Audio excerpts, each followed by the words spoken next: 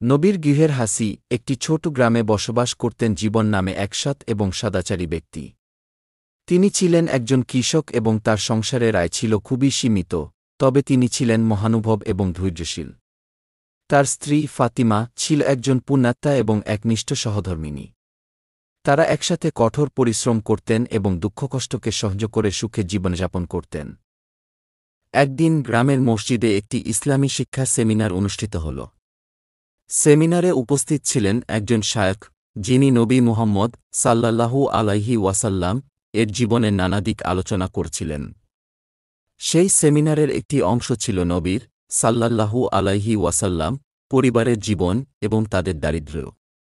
শায়েখ বললেন, নবী সাল্লাল্লাহু আলাইহি ওয়াসাল্লাম এর গৃহে কখনো কোনো কিছু মজুদ থাকত না, কিন্তু সেখানে সবসময় হাসি ও সুখের পরিবেশ বিরাজ করত। নবী সাল্লাল্লাহু আলাইহি ওয়াসাল্লাম এবং তার পরিবার কঠিন সময়েও কখনো দুঃখ প্রকাশ করতেন না, বরং তারা নিজেদের মাঝে আনন্দ খুঁজে নিতেন।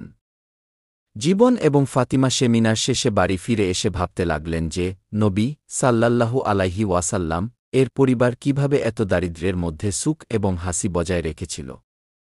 তারা সিদ্ধান্ত নিলেন যে তাদেরও নিজেদের গৃহে এই ভাবনা ও নীতি অনুসরণ করতে হবে।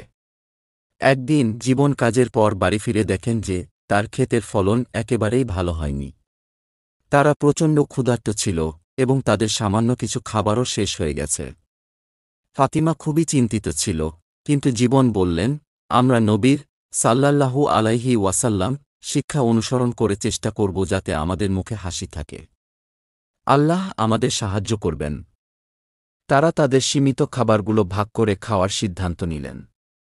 জীবন নিজের অংশ ছোট করে নিয়েছিলেন এবং ফাতিমাকে সবচেয়ে ভালো অংশ দিলেন।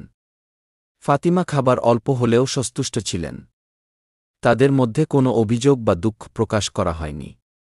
তারা একে অপরকে হাসিমুখে খাওয়ালেন এবং আল্লাহর প্রতি কৃতজ্ঞতা প্রকাশ করলেন। এমনকি যেদিন জীবন একটি ছোট উপহার পেলেন, একটি নতুন কাপড়, তিনি সেটি তার স্ত্রীকে দিলেন, বললেন, এই কাপড় তুমি পরবে, কারণ তুমি এই কাপড় পাওয়ার যোগ্য। ফাতিমাও অমায়িক হাসি দিয়ে উত্তরে বললেন, তুমি আমার সুখের জন্য সব কিছুই করো, তাই আমি এই কাপড় পেয়ে খুশি। আল্লাহর রহমত আমাদের উপর সর্বদা বিরাজমান।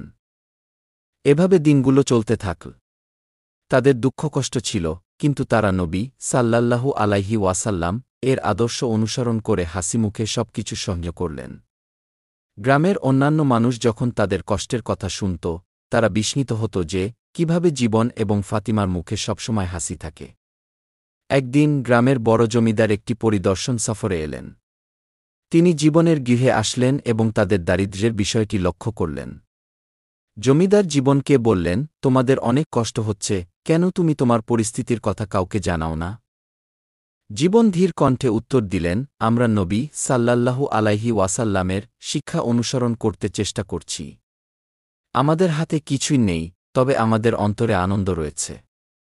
আমাদের বিশ্বাস আল্লাহ আমাদের উপযুক্ত সময়েই সাহায্য করবেন।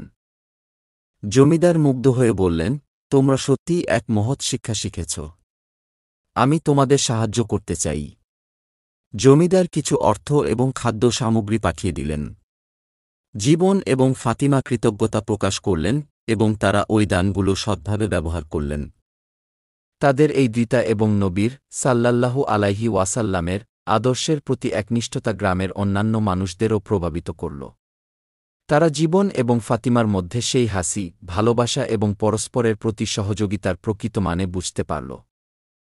বছর খানেক পর হোসেনের ক্ষেতের ফলনও ভালো হতে শুরু করল এবং তারা তাদের জীবনযাপন উন্নত করতে সক্ষম হলেন। তবে তারা কখনোই তাদের হাসির উৎস এবং নবীর সাল্লাল্লাহু আলাইহি ওয়াসাল্লামের শিক্ষা ভুলে গেলেন না।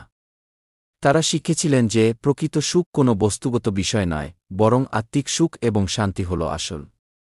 জীবন ও ফাতিমার জীবন এমন এক উদাহরণ হয়ে উঠল যে কিভাবে সচ্চরিত্র, পরস্পরের প্রতি সহযোগিতা এবং আল্লাহর প্রতি বিশ্বাস দিয়ে জীবনের যে কোনো কঠিন পরিস্থিতি হাসিমুখে পার করা যায়। তাদের গৃহে হাসির প্রচলন এবং নবীর সাল্লাল্লাহু আলাইহি ওয়াসাল্লামের আদর্শের চর্চা গ্রামের মানুষের কাছে একটি মহান শিক্ষা হয়ে রইল।